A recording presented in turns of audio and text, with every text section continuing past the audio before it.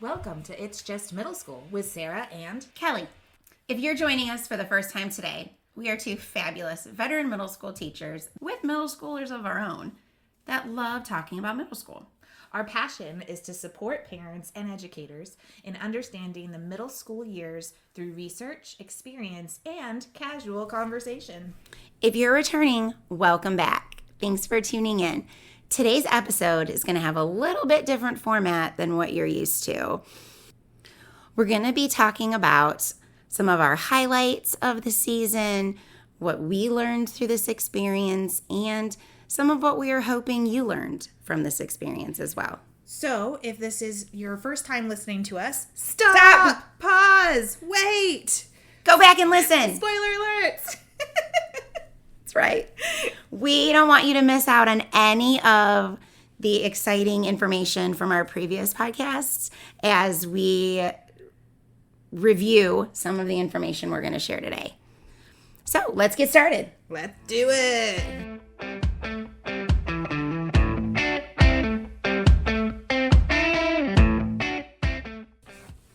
So Sarah, how has your experience in the development of this podcast shifted your thoughts on education or how you tackle parenting? Well, I think this experience in podcasting, Kelly, was like really new for both of us. And I am so thankful you did most of it. I just got to work on the script and show up. Sarah did all the editing, all the posting, all the figuring out how the microphone works with everything. So in that regard, I think in terms of just how to podcast, I think both of us were terrified in doing this experience because we had no idea how to do it. And then looking at research behind how-tos on sound quality and what programs to use, I think that has been a journey in of itself. I mean, we were listening to podcasts on how to do podcasts. Or how to post a podcast. Once we were finished, we're like, oh, now we got to put it somewhere. And then that was a very interesting experience too, and the marketing and right. So that's and still work in progress. That's right. And then so in terms of what's interesting is that my students for our leadership program wanted to start a podcast the year that we were looking into podcasting. And I'm like, well, I know something about it, but I don't know everything about it. So to kind of go through the experience again with them and learn some things along the way was... They're going to find out things so much quicker than we did. So it was very humbling experience in regards to my learning curve, our learning curve in podcasting. And then in the middle of the year, we also found out, like while we were working on our podcast, Notebook LM came up with an AI platform that could do podcasts. Oh yeah, I remember you sharing that. Like, that's what? What? Doing all this work. But it definitely gave me more of a respect for people who are doing podcasting because it's like, this is a lot of work. Yes. That is one thing that I did not realize how much time, and especially since we did the research piece, like we wanted the research to be real and authentic and tie in factual. So there was that. It wasn't just us coming with our own opinions. So we had to read and research and then tie it in and all that stuff. So that was and make it somewhat entertaining. Right. And we're like, are we entertaining enough? Sorry if you thought we weren't. We were also trying to give you research. Actual scientific facts on our stuff. But on the front of parenting, what I thought about a lot as we're going through this process and all of our topics is that how middle school, it's just middle school. I love our title, but how much of it is not just a transformation of our students, of the middle school student, but it's also a transformation for parents who are new to middle school. Like this, there's this shift of how you parent from elementary to middle. And I think that was I think that was why we did the podcast. Yes. Because we saw that there was this need from our parents, from parents of our students, of just not knowing the mindset. The transition, really. The transition of going from elementary school to middle school. Because it has shifted a lot since we were in middle school. Mm-hmm. Like the world that our students live in and our middle schoolers live in is very different from the world that we live in, when we were in school. So I think that is one of the things I've taken away too, is that yes, we really wanted to help parents have a better understanding of how to help their own students, but also how to help us with your students in the classroom. Yeah. Because we really are wanting to help them. Yes, that's absolute goal. There's this, you know how we're both moms. We can say this. There's the book when we're what to expect when you're expecting. Right? I think we needed a middle school guide, right? We needed a middle school guide. We have these ideas, but we don't know, and but in middle school and that transition, it's kind of like we have these ideas of what middle school is going to be like. Yes, we know that our child is going to have social changes, physical changes, and all of the above, but really like the bare bones of this is what it is.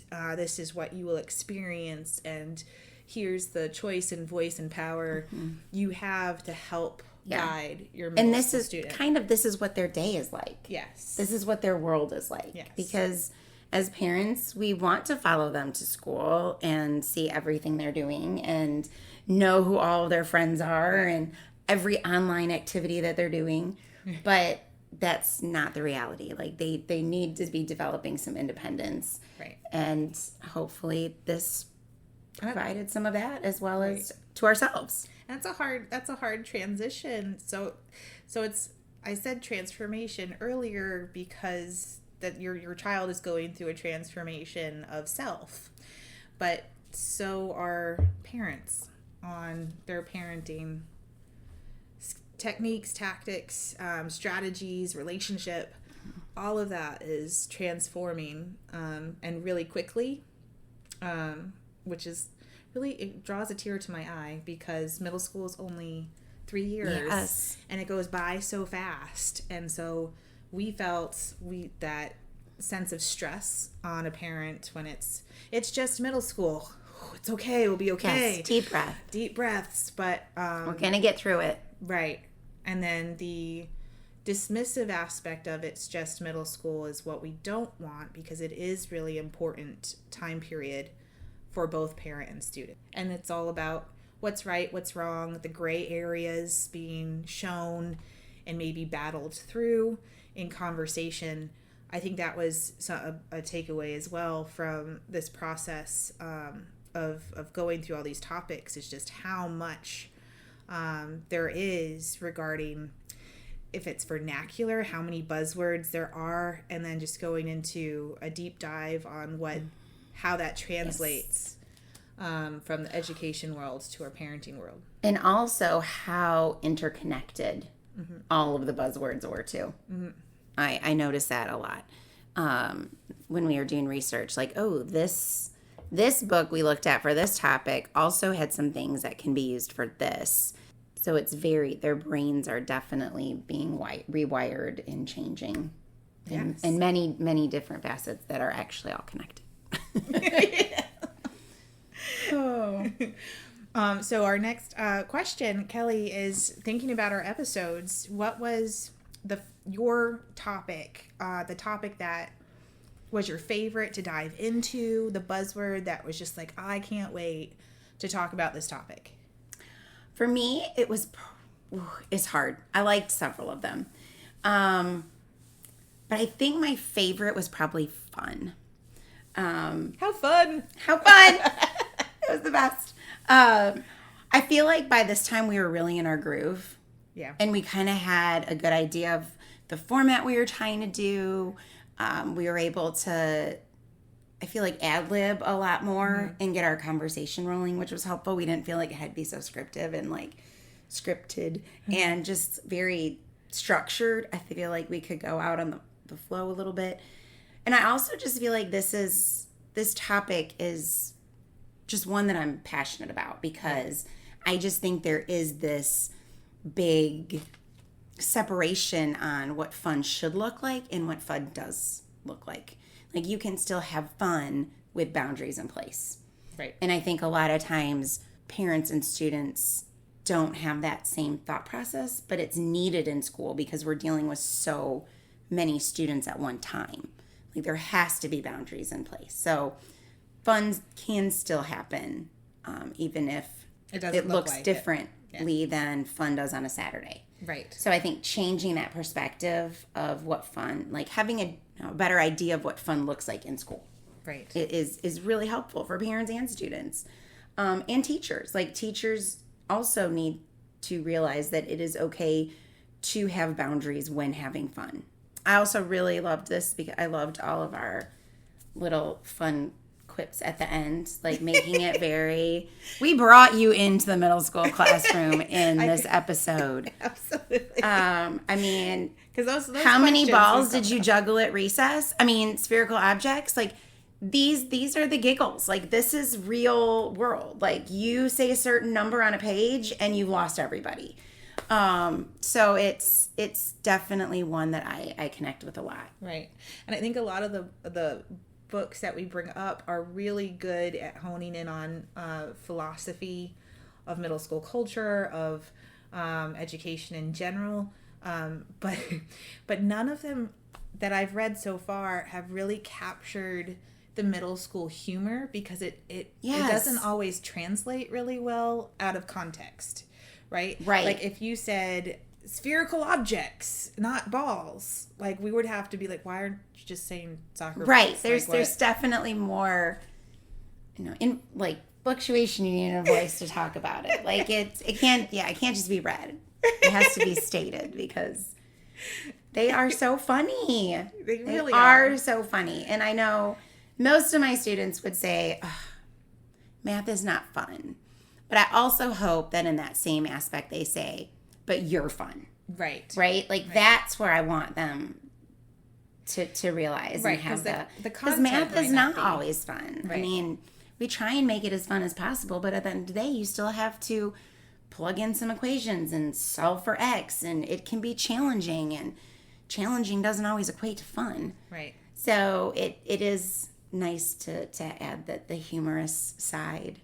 Well, the human side, right? Yes. Humor, the word human is almost in humor, right? And so I think a lot of the idea of fun is to bring out the human and the playful. Yeah. And that's one of my favorite things about middle school. Yes, I like that topic as well. So, what about you? What was your favorite I topic? really was jazzed by the AI episode because I was looking forward to it for so long, because it was on my brain constantly about how to utilize artificial intelligence platforms appropriately and responsibly with accountability in place. But also it's where does it land in middle school? Because I'm still struggling with that. Yeah, and there's so much out there. Yes. And it's new. Yes. And we talked about it, and then as soon as we talked about it, I was like, oh, I forgot to talk about Grammarly. Like, I had so many things that I wanted to put in that episode, and we kind of had to structure. I had to make sure we didn't go over like 60 minutes for y'all, because that's a long time to listen to us. Grateful time, but that is a long time. So like this idea of talking about how AI is influencing how they think, and being mindful as educators on when to introduce it and to introduce it responsibly. Correct. And how to monitor them when they're using it. Being like, yes, you can use it to help you generate ideas, but you can't use it to write a whole paper. Like, Right. It can't be how you solve your math problem. You could use it to check your math problem Right. and see if it's right, or help guide you in the steps if you're getting confused, but you can't plug it in to do all your work for you. Right. Or rely on it, yes, to do all the thinking for you, but to accept all the thinking it does without critical thinking or constructive feedback or sort of skepticism in it. So for example, you have students that will look at Grammarly and say, well, Grammarly told me to. But why did it tell you to do this? Let's look at it from the angle of what is the reason so that mastery is there. And I think if you go in, as you can tell, I'm really excited about the topic again. So you should go into our podcast episode if you haven't listened to it. But that was, before I get really far off track, because I tend to do that. We're working on reining her in. That was the topic that I was really excited about. And I hope you listened to our episode on AI, episode 9. It was a good one. And I liked our little acronym that we came up with to help. Well, AI came up with it. It did. That's true. Yes, you're right. But we did ask AI to help us with that. Looking back. We added the flair, but we decided that would be appropriate to use. What do you think about when we think about the future, talking about AI, what do you think you hope is the biggest takeaway for our listeners, Kelly? Well, I hope we get listeners. That would be great. And if they happen to listen to that, one of the goals I had going into this was just to open up the perspective and hopefully offer collaboration for parents and teachers in a different way. Because I think sometimes, especially going into middle school, when there is this more independent shift from our students, and sometimes parents don't know how to handle that, as well as, there's a different relationship between teachers and parents at this stage. There's not as much communication. Right. We're not giving you everything. We want your child to work through certain things and try and develop certain things. So sometimes it gets this, we're not as kind, or we're not as supportive, or we just don't like your child. And that's all not true. Yeah. All of that is false. We just want to work on increasing their potential to develop and be ready for high school in reality. So I want to hopefully help parents realize that we do still want engagement from you, and just hopefully give you a different aspect and looking through it through a teacher's lens, and how that can guide you in helping your child be even more successful than you want them to be. Right. And then, and flexible with that success as well. And so not to be predetermining what that success might be, but to be both on educator and parenting level, to be with that growth mindset of what all potential could occur in these passions and these disciplines and opportunities that middle school students have on a day-to-day basis, as small as a conversation with another peer could lead into an extreme passion that never would have come to mind in a traditional setting. Oh yeah, or prior to that discussion that they had. It brings new light to their world. Right. And I think middle school is just, it's such a great place with caring adults that show different worldviews and different choices and different mindsets about the world that they're living in. And I think middle school is really focused on that social emotional growth more so than content. And content is just the avenue in which we can see these opportunities and see the growth kind of emerge. We mentioned Finding Magic in the Middle School by Chris Baum in one of our episodes. And I think that's really what I want the takeaway to be, is parents and educators listening to this, is to see that magic that middle school itself is. Instead of, we're going into middle school, be like, yes, they're going into middle school. Because it is definitely a special place. And it's not the same as when we were in school. No. It's not a place where you're like, okay, you got to survive the next 3 years. I don't. It's definitely more of a place of flourishing. Yeah. Like, you can flourish. You can find your people. You can yeah, like you said, passions, try so many different things, engage in different ways that you didn't get to in elementary school. And for some that can be really scary, but we were hoping to create an avenue of excitement versus nerve. Like, it's okay to be nervous about something new, but not dread. We want excitement. No fear. Yes. Right? Not to be fearless. And I liked his metaphor on going down whitewater rapids, right? Like this, it's a sense of adventure, right? Mm-hmm. And so that magic in the middle school is that adventurous mindset. And then at the end of middle school, you go from running the rapids in this river, and at the end, hopefully that river empties out into an ocean of possibility.